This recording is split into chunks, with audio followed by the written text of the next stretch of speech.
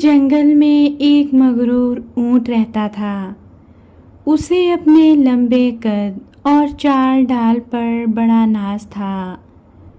اس کا دعویٰ تھا کہ میں سب سے اعلیٰ ہوں۔ اس کا جہاں جی چاہتا منہ اٹھا کر چلا جاتا اور سب جانوروں سے بدتمیزی کرتا رہتا، لیکن اسے سب سے زیادہ نفرت چوہے سے تھی۔ وہ اس چوہے کو نہ جانے کیا کیا القابات دیتا رہتا، لیکن چوہا بالکل چپ رہتا۔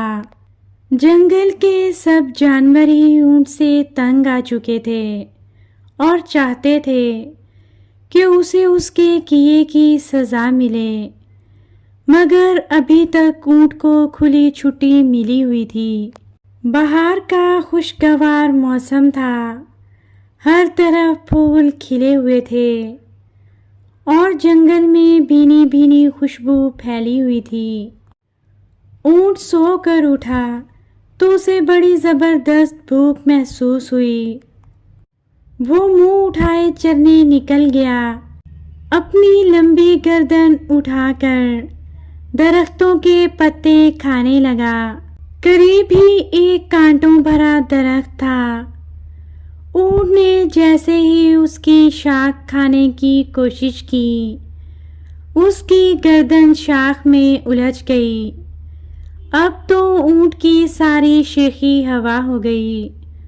وہ زور لگا لگا کر جب تھک گیا تو زور زور سے رونے لگا، مگر کسی نے اس کی آواز نہ سنی اور نہ ہی مدد کی۔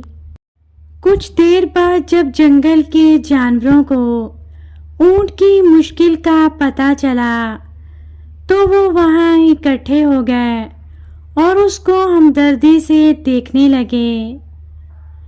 وہاں چوہا بھی موجود تھا جس سے اونٹ نفرت کرتا تھا۔